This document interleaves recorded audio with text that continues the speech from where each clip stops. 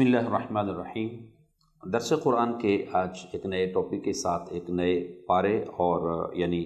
5ویں پارے کے ساتھ آج ہم درس قرآن کا خلاصہ لے کر آپ کے سامنے حاضر ہیں۔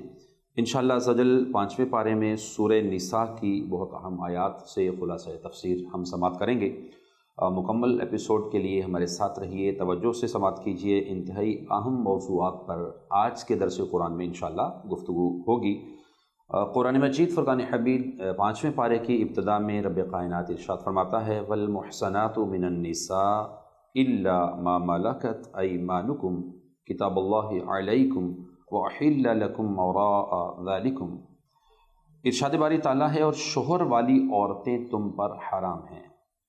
بالکل واضح مطلب اس کا ہے کہ قرآن میں اللہ تبارک و تعالیٰ عز و جل ارشاد فرماتا ہے کہ کسی بھی شخص کو یہ اجازت نہیں ہے کہ وہ شوہر والی عورت کو ہی پیغام نکاح بھیجے، یا شوہر والی جو پہلے سے شادی شدہ عورت ہے اس کی طرف نکاح کے معاملات کے لیے متوجہ ہو، اور یہ سختی سے منع فرمایا گیا اور قرآن نے اس کو حرام قرار دیا۔ اور سوائے غیر مسلموں کی عورتوں کے کہ جو تمہاری ملک میں آ جائیں، اگر کوئی غیر مسلمہ عورت ہے وہ اسلام قبول کر لیتی ہے اور وہ تم سے اب نکاح کرنا چاہتی ہے تو اس کی اجازت ہے، لیکن یاد رکھیے گا اب اس وقت اس کے اندر بھی قوانین اسلامیہ کے ساتھ ساتھ ملکی قوانین کا خیال رکھنا بھی ضروری ہوگا۔ پھر اس کے بعد یہ سٹیپ لیا جائے گا کہ وہ اس عورت کو اپنے نکاح میں لینا چاہتا ہے تو وہ لے، تاکہ ملکی قوانین میں کی زد میں آ کر یہ شخص وہ جیل کی سلاخوں کے پیچھے نہ جائے۔ شرعی احکامات کے ساتھ ساتھ ملکی قوانین کی پاسداری بھی ضروری ہوا کرتی ہے۔ کتاب اللہ علیکم، یہ تم پر اللہ کا لکھا ہوا ہے، وَأُحِلَّ لَكُم مَّا وَرَاءَ ذَلِكُمْ، اور ان عورتوں کے علاوہ سب تمہیں حلال ہیں۔ اور اس کی ایک تفصیلی بات کی طرف اگر ہم جائیں تو سورہ نساء کے اسی نساء کی آیات میں ایک آیت مبارکہ کہ جس میں اللہ تبارک و تعالیٰ نے وہ تمام عورتوں کا بیان فرما دیا، وہ آیت نمبر 23 ہے، آیت نمبر 23 ہے سورہ نساء ہی کی، جس میں اللہ تعالیٰ نے فرمایا حرمت علیکم امہاتکم وبناتکم واخواتکم وعماتکم وخالاتکم وبنات الاخی وبنات الاختی۔ یہ پورا کہ تم پر حرام کر دی گئی تمہاری مائیں، تمہاری بیٹیاں، تمہاری بہنیں، تمہاری پھوپھیاں، تمہاری خالائیں، تمہاری بھتیجیاں یعنی بھائی کی بیٹیاں، تمہاری بھانجیاں یعنی بہن کی بیٹیاں، اور تمہاری وہ مائیں جنہوں نے تمہیں دودھ پلایا ہے۔ وَأُمَّهَاتُكُمُ اللَّتِي أَرْضَعْنَكُمْ، اس کو رضائی وہ مائیں بھی کہا جاتا ہے۔ وَأَخَوَاتُكُمْ مِنَ الرَّضَاعَةِ، اور دودھ کے رشتے کی تمہاری بہنیں۔ اس طرح اس آیت مبارکہ کو مکمل اگر ہم یہ سماعت کرتے ہیں تو اس میں ان تمام رشتوں کا بیان فرمایا گیا ہے، تمام رشتوں کو بیان کیا گیا ہے کہ جو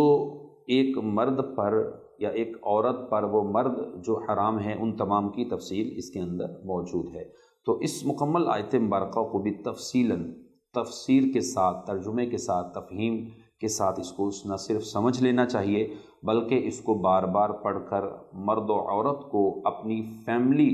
اور رشتوں کی اہمیت کو سمجھنے کے لیے اس کا علم ہونا بہت ضروری ہے۔ اور یہی وجہ ہے کہ ہمارے خاندانوں کے اندر، رشتہ داروں میں، عزیز و اقارب میں جب شریعت مطہرہ کے ان بیسکس قوانین اور شریعت کے بیسکس جو اصول ہیں اور احکام ہیں، یہ جب ان کے نالج میں نہیں ہوتے تو رشتوں میں کئی جگہوں پر آ کر بگاڑ پیدا ہوتا ہے۔ اور اسی میں سے ایک مسئلہ حرمت مصاہرت کا بھی رہتا ہے، تو ان مسائل کو بھی ایک اچھے انداز سے اپنی فیملیز کے اندر، رشتہ داروں میں ایک احسن انداز میں سمجھنا چاہیے۔ تو آگے بڑھتے ہیں اگلی آیت مبارکہ کے اندر کہ جب عورتوں کا سورہ نساء میں چونکہ نکاح کے احکام بھی ہیں اور بھی کئی سارے احکام ہیں، تو ان کو جب ہم دیکھیں تو اس میں مقررہ مہر میں باہمی رضامندی سے کمی بیشی کرنا جائز ہے۔ قرآن نے اس چیز کو بیان فرمایا ہے کہ جب تم حلال طریقے سے نکاح کے عمل کی طرف آتے ہو تو نکاح کے وقت میں حق مہر یہ ایک لازم امر ہے۔ تو جب حق مہر رکھا جائے تو حق مہر میں اللہ تعالیٰ ارشاد فرماتا ہے وَلَا جُنَاحَ عَلَيْكُمْ فِي مَا تَرَاضَيْتُمْ بِهِ مِن بَعْدِ الْفَرِيضَةِ، ارشاد فرمایا اور مقررہ مہر کے بعد اگر تم آپس میں کسی مہر پر راضی ہو جاؤ تو اس میں تم پر کچھ گناہ نہیں ہے۔ یعنی کوئی ایک مہر جو دونوں فیملیز میں رشتہ داروں کے اندر کفو کے اعتبار سے اور اس رشتے کے اعتبار سے فیملیز میں ایک مہر مقرر ہوتا ہے، اور مثال کے طور پر اگر وہ 10 لاکھ مہر ہے، وہ اس طرح کی ان بچیوں کا 10 لاکھ مہر طے ہوا کرتا ہے، تو اب اس مہر کو یہ دونوں فیملیاں اس شادی کے وقت میں وہ 10 لاکھ سے صرف 50,000 بھی رکھنا چاہتے ہیں، تو دونوں خاندان، دونوں فیملیاں، دونوں رشتے کے میاں بیوی یعنی دولہا دلہن کی طرف سے دونوں افراد اس مہر کو کم یا زیادہ باہمی رضامندی سے کر سکتے ہیں۔ قرآن کہتا ہے اس میں کوئی حرج نہیں ہے۔ ان اللہ کان علیما حکیما، بے شک اللہ علم والا، حکمت والا ہے۔ تو یوں رب کائنات نے قرآن مجید فرقان حمید میں ان تمام چیزوں کو بڑے ہی احسن انداز میں بیان فرمایا ہے کہ جو ہمارے عوامی مسائل بھی ہیں، معاشرتی مسائل بھی ہیں، اور روز مرہ پیش آنے والی چیزیں بھی ہیں۔ اللہ تبارک و تعالیٰ عز و جل اپنے بندوں پر آسانی فرماتا ہے، اور اس کو رب کائنات نے یوں بیان فرمایا کہ یرید اللہ ان یخفف عنکم وخلق الانسان ضعیفا، فرمایا اللہ چاہتا ہے تم پر آسانی کرے اور آدمی کمزور بنایا گیا ہے۔ اور اس آیت مبارکہ کو اگر ہم سمجھیں تو واقعتاً رب کائنات کا جو قانون ہے، قانون قدرت جو ہے، اس کے اندر رب کائنات نے اسلام کے اندر، دین کے اندر، کئی معاملات کے اندر مسلمانوں کے لیے، انسان کے لیے بڑی آسانیاں رکھی ہیں۔ مثال کے طور پر اگر ہم رمضان المبارک کا مہینہ ہے، اس کے اندر ہم ان چیزوں کی طرف توجہ دیں تو ماہ رمضان آتا ہے، لیکن جیسے ہی اگر کوئی شخص بیمار ہو جاتا ہے، ویسے تو روزہ فرض ہے، لیکن کوئی شخص بیمار ہو جاتا ہے تو اللہ کی طرف سے اس کے لیے رخصت ہے، اس کے لیے آسانی ہے کہ وہ اس بیماری کی حالت میں، اس تکلیف کی حالت میں روزہ نہ رکھے، بلکہ رمضان کے بعد اپنے اس روزے کو پورا کر لے، شفا کے دنوں میں، صحت کے دنوں میں۔ اسی طریقے سے جو ہے وہ مریض ہے کسی اور مرض کی وجہ سے، تو اس کے لیے بھی اس طرح مختلف مواقعوں پر نماز کی حالت ہے، اگر وہ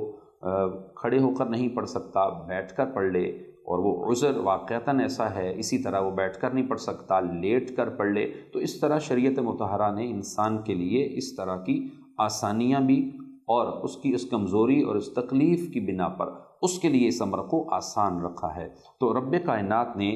مسلمانوں کو، ایمان والوں کو، جہاں اس طرح کے کئی احکامات بیان فرمائے، وہیں پر ان احکامات کے اندر باطل طریقے سے ایک دوسرے کا مال کھانے کی ممانعت کو بھی اسی سورہ نساء میں بیان فرمایا کہ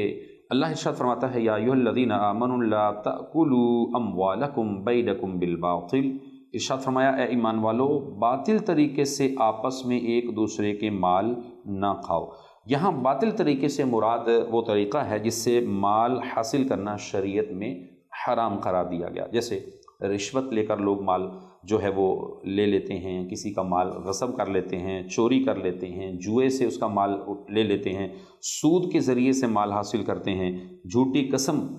کے لیے جھوٹا گواہ بن جاتا ہے، اسی طرح جھوٹی وکالت ہے، خیانت کے ذریعے مال لے لیتے ہیں، گناہ کی کمائی ہے، جیسے گانے باجے کی اجرت ہے، اور کئی طرح کی اس طرح کی چیزیں، تو یہ حرام میں داخل ہیں۔ تو اللہ تبارک و تعالیٰ نے جو ارشاد فرمایا یا ایھا الذین آمنوا لا تأکلوا اموالکم بینکم بالباطل، اے ایمان والو باطل طریقے سے آپس میں ایک دوسرے کے مال نہ کھاؤ، تو ان تمام باطل طریقوں سے جس کا بیان کیا گیا، انسان کو، مسلمان کو بچنا ضروری ہے۔ آگے ارشاد فرمایا الا ان تکون تجارۃ عن تراض منکم، البتہ تمہاری باہمی رضامندی سے جو تجارت ہے، کہ جس کے اندر جب تم تجارت کرتے ہو، ایک مال کی خریداری کرتے ہو، خرید و فروخت کرتے ہو، ٹریڈ کرتے ہو، تو ایک چیز آپ نے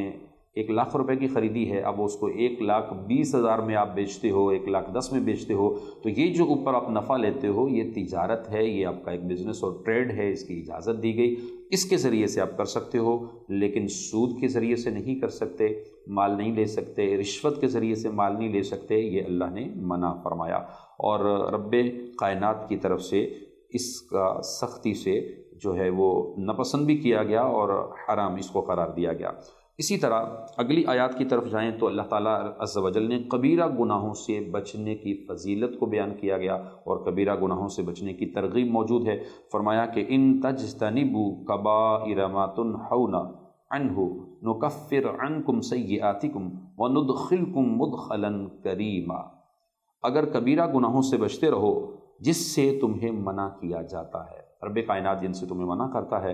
تو ہم تمہارے دوسرے گناہ بخش دیں گے، صغیرہ گناہ رب کائنات اپنے فضل و کرم سے بخش دے گا۔ وَنُدْخِلْكُمْ مُدْخَلًا کریما، اور تمہیں عزت کی جگہ داخل فرمائے گا۔ یہ بہت بڑی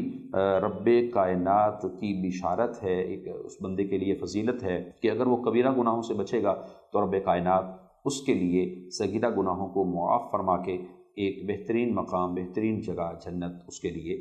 رکھ دے گا، اس میں اس کا داخلہ ہوگا۔ اور ارشاد فرمایا وَلَا تَتَمَنَّوْا مَا فَضَّلَ اللَّهُ بِهِ بَعْضَكُمْ عَلَى بَعْضٍ، اس آیت مبارکہ کے اس حصے کے اندر حسد کی ممانعت، یعنی حسد سے جو ہے وہ بچنے کا ارشاد فرمایا گیا، اور فرمایا کہ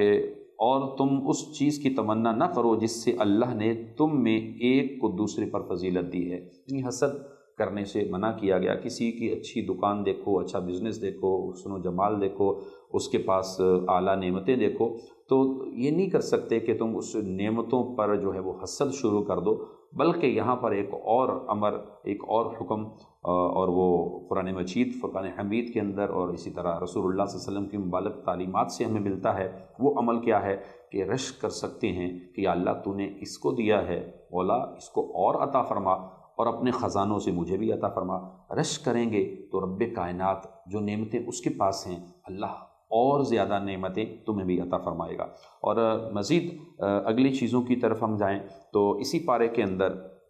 کئی اور اہم مسائل کو بیان کیا گیا، اس میں سے ایک معاشرتی اور بڑا اہم مسئلہ سورہ نساء کے اندر جو بیان کیا گیا وہ ہے مال وراثت کے حقدار۔ مال وراثت کے حقدار میں جو اس کے ورثاء ہیں، جو حقدار ہیں، ان تک ان کا مال وراثت جو اس کا حصہ بنتا ہے اس کو پہنچانا یہ بہت ضروری ہے۔ ارشاد باری تعالیٰ ہے وَلِكُلٍّ جَعَلْنَا مَوَالِيَ مِمَّا تَرَكَ الْوَالِدَانِ وَالْأَقْرَبُونَ، ارشاد فرمایا اور ماں باپ اور رشتہ دار جو کچھ مال چھوڑیں ہم نے سب کے لیے اس مال میں مستحق بنا دیے ہیں۔ یعنی اگر کوئی شخص انتقال کرتا ہے اور مال چھوڑتا ہے تو اب اس مال کے اندر اگر اس کی بیوی زندہ ہے تو اس کا بھی حصہ ہے، اولاد میں بیٹے اور بیٹیاں ہیں تو اس کا بھی حصہ ہے، تو جن جن کا مال وراثت میں حصہ بنتا ہے ان کو چاہیے کہ وہ ان حصوں میں، اس مال وراثت میں جس کا جو حصہ ہے، جو حق ہے، وہ ان تک پہنچائے۔ اور آج خاندانوں کے اندر، فیملیز کے اندر، رشتوں میں ایک بہت بڑی تکلیف دہ چیز یہ ہوتی ہے کہ مال وراثت کی تقسیم کے وقت اس چیز کا خیال نہیں کیا جاتا کہ جب ایک شخص کا انتقال ہوا اس کا جو مال تھا وہ مال وراثت بن چکا ہے، لیکن جس کے قبضے میں ہے وہ اس پر قبضہ جمائے رکھتا ہے۔ اگر کوئی گھر میں بڑا بھائی ہے اور بڑا بیٹا ہے تو وہ بیٹا اپنے اس کل مال کو اپنے پاس رکھے گا، کیوں؟ وہ کہے گا کہ ابھی تو بھائی والد کا انتقال ہوا ہے، والدہ زندہ ہے، جب تک امی زندہ ہیں تب تک ابو کی وراثت تقسیم نہیں ہوگی۔ یہ خاندانوں کے اندر بہت بڑا مسئلہ ہے، اور کئی لوگ مسائل پوچھنے کے لیے یہ چیز کی طرف بھی آتے ہیں اور وہ اس پر قابض رہتا ہے، حالانکہ وہ جو مال تھا وہ اس کی بہنوں کی طرف بھی جانا تھا، اس کے دوسرے بھائیوں کی طرف بھی جانا تھا، وہ اس کو روک کر اپنے معاملات کو سیدھا کیے ہوئے بیٹھا ہے اور وہ گناہ گار ہو رہا ہے۔ اور یہ معاشرے کا بڑا ٹپیکل مسئلہ ہے کہ اس کو حل کرنا پھر رشتوں میں دراڑ کے مترادف ہو جاتا ہے، رشتے ختم ہونے پہ چلے جاتے ہیں، اور عمومی طور پر جب مال وراثت میں یہ چیز آتی ہے تو پھر یہ مسائل کھڑے ہوتے ہیں۔ والدہ کا انتقال ہو گیا، ابھی جی والد صاحب زندہ ہیں، لہٰذا والدہ کی جو پراپرٹی تھی، والدہ کے نام پر جو کچھ بھی تھا وہ اب بہنوں بیٹیوں کی طرف نہیں جائے گا، چھوٹے بھائیوں بڑے بھائیوں میں سے جس کا قبضہ ہے وہ اپنا اس معاملات کو سارے کو اسی طرح لے کے چل رہا ہوتا ہے، اور وہ جو وراثت بن چکا، جو حق اب ان حقداروں تک جانا چاہیے تھا وہ نہیں دیتے۔ قرآن یہ کہتا ہے کہ جس کا حصہ مستحق کا ہم نے مقرر کر دیا ہے لازم ہے کہ ان کے حصے ان تک پہنچائے جائیں۔ یہ قرآن کی ایک مقام پر نہیں، کئی مقامات پر اس کا وراثت کے مسائل کا مختلف انداز میں ذکر موجود ہے، اور وجہ یہی ہے ہمارے معاشرے کے اندر کہ جب عملی طور پر ہم انتہائی عمل کے میدان میں، اسپیشلی جب مال سامنے آتا ہے، دولت سامنے آتی ہے، یہ چیزیں سامنے آتی ہیں تو عمل چھوٹ جاتا ہے۔ چھوٹی چھوٹی چیزوں میں صدقے، خیراتیں، سب چیزیں چل رہی ہوتی ہیں، لیکن جو اصل جن کا حصہ ہے ان حقداروں کا، ان تک وہ حق پہنچانے نہیں دیا جاتا، اور جو قابض ہوتا ہے وہی قبضے میں رہتا ہے۔ اللہ کریم معاشرے کے اس اہم جو پہلو ہے اس میں لوگوں کو عقل اور فہم عطا فرمائے۔ اور اگلے اہم مسئلے کی طرف ہم جائیں تو قرآن مجید فرقان حمید میں ایک اور اہم مسئلے کو اس انداز میں سورہ نساء میں بیان کیا گیا، فرمایا الرجال قوامون علی النساء، مرد عورتوں پر حاکم، اور اس فضیلت کی وجوہات کو بیان کیا گیا۔ وجوہات کیا ہیں؟ فرمایا کہ مرد عورتوں پر نگہبان ہیں اس وجہ سے کہ اللہ نے ان میں ایک کو دوسرے پر فضیلت دی ہے، بما فضل اللہ بعضهم علی بعض وبما انفقوا من اموالہم، اور اس وجہ سے کہ مرد عورتوں پر اپنا مال خرچ کرتے ہیں۔ یہ دو وجہیں لاجیکل بھی سمجھ میں آتی ہیں، اور شریعت اسلامیہ جب کسی چیز کو بیان کر دیتی ہے تو پھر لاجک فلسفہ ویسے ہی نہیں چلتا، نہ ہمیں اس فلسفے اور لاجک کی طرف جانا چاہیے، بلکہ شریعت مطہرہ نے بڑے اہم طریقے سے دو چیزوں کو بیان بھی فرما دیا، چونکہ انسان کی فطرت، انسان کی جبلت میں یہ چیزیں شامل ہیں کہ انسان لازمی سی طور پر جو ہے وہ اپنے دماغ کو، اپنے ذہن کو، اذہان کو، اپنی چیزیں سوچنے کی طرف چلا جاتا ہے۔ تو رب نے فرمایا مرد عورتوں پر حاکم ہے، اور ہم نے اس حاکم کی دو وجہیں آپ کے سامنے بیان کر دی، ورنہ رب کائنات کے لیے جب حکم فرما دیا تو اب انسان کو، اسپیشلی مسلمان کو، کوئی حق نہیں پہنچتا کہ رب کے بنائے ہوئے قانون پر کوئی اعتراض کرے، نہ کرنے کی اس کو مجال ہے، اور نہ اس کو کرنے کا حق ہے، نہ کر سکتا ہے، اور جو کرے گا وہ اعتراض اور اس کیفیت میں آ کر معاذ اللہ وہ دائرہ اسلام سے خارج کی طرف چلا جائے گا۔ اور مسلمان کو تو ویسے ہی حکم ہے کہ جب قرآنی حکم آ جائے تو اس کے بعد پھر زبانیں گنگ ہو جائیں، خاموش ہو جائیں، اور کہیں بس رب کا فرمان ہے، آمنا وصدقنا، بس ہم نے قبول کیا اور مان لیا، رب کا حکم ہے۔ اور اللہ تعالیٰ نے جو اس میں یہ ارشاد فرمایا کہ مرد عورتوں پر نگہبان ہیں، تو اس میں ایک چیز ذہن میں رکھیے، اب مرد کے لیے بھی یہ قطعی طور پر اجازت نہیں ہے کہ وہ اپنے آپ کو نگران، حکمران اور بڑا سمجھتے ہوئے عورت پر ظلم کرے، عورت کو بیجا گالیاں دے، عورت کے ساتھ بدسلوکی کرے، عورت کے حقوق اور رائٹس کا خیال نہ رکھے، یہ قطعی طور پر اس کو اجازت نہیں ہے۔ یہ نگہبان اور مرد کا جو فضیلت اس کو دی ہے، اس کا مطلب یہ ہے کہ نگہبان تو وہ ہوتا ہے کہ جو بڑی شفقت سے، پیار سے، محبت سے جو ہے وہ اپنے ساتھ والوں کو لے کے چلتا ہے، وہ تو بہت ہی شفیق ہوتا ہے، مہربان ہوتا ہے۔ تو آپ کو تو شفقت کا رشتہ رکھنا ہے، محبت کا رشتہ رکھنا ہے، پیار کا رشتہ رکھنا ہے، اور میاں بیوی کا رشتہ ویسے ہی یہ بہت پیارا ایک رشتہ ہے اگر کوئی اس کو سمجھے تو، اور پھر گھر چلتا بھی اسی انداز اور معاملے کے ساتھ ہے۔ تو آگے جو ارشاد فرمایا فالصالحات قانتات حافظات للغیب بما حفظ اللہ، اس آیت مبارکہ کے اندر اسپیشلی اس حصے میں نیک پارسا عورتوں کے اوصاف کو بیان کیا، اور فرمایا کہ نیک عورتیں شوہروں کی اطاعت کرنے والی ہوتی ہیں، ان کی عدم موجودگی میں اللہ کی حفاظت اور توفیق سے حفاظت کرنے والی ہوتی ہیں۔ وہ خود اپنی پارسائی کی بھی حفاظت کرتی ہیں، اس کے گھر کی بھی حفاظت کرتی ہیں، اور جو پارسا عورتیں ہوتی ہیں وہ اللہ کی بہت بڑی نعمت ہوتی ہیں مرد کے لیے گھر کے اندر اور اپنے اس گھرانے کے لیے۔ اگلی آیت مبارکہ کے اندر اللہ تبارک و تعالیٰ عز و جل نے نافرمان بیوی کے متعلق ارشاد فرمایا کہ جب وہ اطاعت گزار بن جائے، ایک وقت تھا وہ نافرمان تھی، لیکن جب وہ اطاعت گزار بن گئی تو اب مرد کو یہ چاہیے کہ وہ اسے تنگ نہ کرے اور اس کو اس نافرمانی کی طرف دوبارہ نہ ابھارے۔ اور سورہ نساء کے اندر یہ ایک بڑا پیارا پیغام ہے، اور ارشاد فرمایا گیا، توجہ سے اس کو سماعت کیجیے گا۔ ارشاد باری تعالیٰ ہے فَإِنْ أَطَعْنَكُمْ فَلَا تَبْغُوا عَلَيْهِنَّ سَبِيلًا إِنَّ اللَّهَ كَانَ عَلِيًّا كَبِيرًا، پھر اگر وہ تمہاری اطاعت کر لیں اب ان پر زیادتی کرنے کا راستہ تلاش نہ کریں، کہ اب وہ پہلے آپ کو تنگ کرتی تھیں، نافرمانی کرتی تھیں، گھر کے اندر جب پہنچو ایک عجیب و غریب فضا اور کیفیت ہوتی تھی، اب اللہ نے اس کو ہدایت دے دی ہے عورت کو، اور وہ اب بالکل توبہ طائب اور سیدھے راستے پر ہے، اب وہ آپ کی عزت کر رہی ہے، آپ کی رسپیکٹ کر رہی ہے، اب آپ کو وہ رسپیکٹ راس نہیں آ رہی اور ہضم نہیں ہو پا رہی، اور معاذ اللہ ایسی کیفیت ہے کہ اب وہ شریف ہے اور انتہائی آپ کی ہر بات مانتی بھی ہے، عزت بھی کر رہی ہے، تو اب وہ مرد اگر اس عورت کو تنگ کرے تو رب کائنات ارشاد فرماتا ہے کہ اب تم اس راستے کی طرف نہ نکلو، ایسا راستہ تلاش نہ کرو کہ جس میں اب تم اس پر زیادتی کرو،